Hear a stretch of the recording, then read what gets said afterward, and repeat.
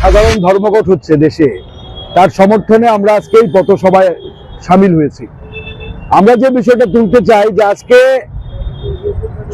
BJP মানেই হচ্ছে বিপর্যয়ের শাসন।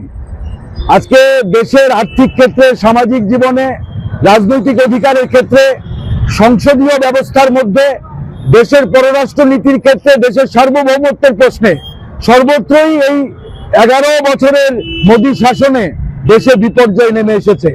কাজে এই বিপর্যয়ের বিরুদ্ধে বিরসা মুন্ডা যে ব্রিটিশ সাম্রাজ্যবাদী শোষণের বিরুদ্ধে যে আওয়াজ তুলেছিলেন, আবুয়া দিসুম আবুয়া রাজ, আমার দেশ আমার অধিকার, আমার সংবিধানের প্রস্তাবনায় যেটা বলা হয়েছে যে আমরা ভারতের জনগণ, আজকে ভারতের শ্রমিক কৃষকরা এই ভারতের সংবিধান এবং আমার দেশ আমার অধিকারের ডাক দিয়েছে।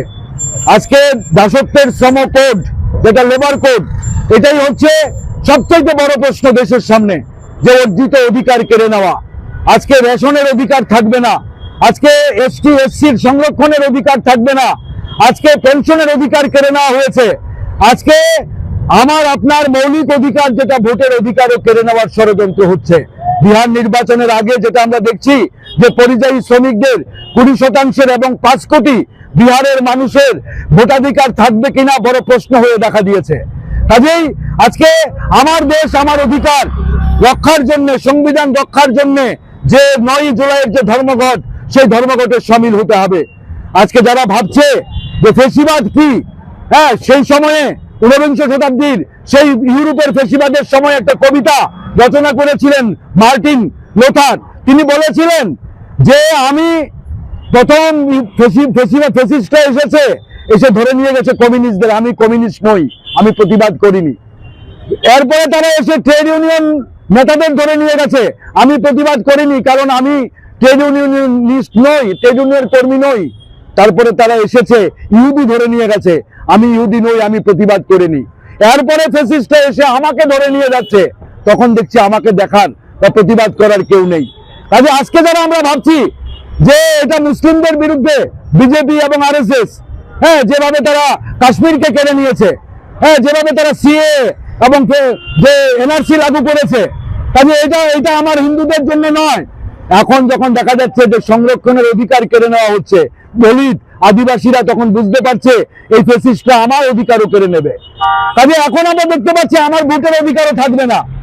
সেখানে আসামে দেখেছি এনআরসিতে আজকে 12 লক্ষ 13 লক্ষ যারা হিন্দু, তাদের নাগরিক অধিকার কেড়ে নেওয়া হয়েছে। কাজেই এটাই ফেসিবাদ। যারা বলছে এটা ফেসিস্ট নয়, ফেসিবাদের মতো আমরা ভাবতে পারি না তারা কেন বলছে, এরা ফেসিস্ট। এবং এই ফেসিস্টদের উৎখাত করতে গেলে এটা কঠিন লড়াই, গণ অভ্যুত্থানের মাধ্যমে এর বিরুদ্ধে বড় জাগরণ তৈরি করে ধাক্কা দিতে হবে। শ্রমিক কৃষকরা তারাই এই জাতীয়তাবাদ এবং এই যে বিজেপি আরএসএস বিজেপির যে এই যে হিন্দুত্ববাদী তাদের যে দক্ষিণপন্থী নীতি, তার বিরুদ্ধে তারা আওয়াজ দিতে পারে, তারা ধাক্কা দিতে পারে। হ্যাঁ, সেটাই দিয়েছে এই যে তখনকার সময়ে কৃষকরা, এটাই দিয়েছে। কাজে আজকে এটা সময় এসেছে 9 জুলাই বন্ধ, এটা আমার অধিকার রক্ষার জন্য এবং এই ফেসিবাদের বিরুদ্ধে লড়াইকে ঐক্যবদ্ধ করার জন্য এই ডাক এসেছে। কাজে এই ধর্মঘটকে সফল করে তোলার জন্যই আমরা আজকে আহ্বান রাখছি সমস্ত জনসাধারণের কাছে, সচেতন নাগরিকদের কাছে। ধন্যবাদ। মশলা হাতে নয়, চামচে তুলুন। লংতরাই গুঁড়ো মশলার প্রতিটি 250 গ্রাম প্যাকেটের সাথে 1টি চামচ ফ্রি। লংতরাই গুঁড়ো মশলা, রান্নায় তোমাকে চাই।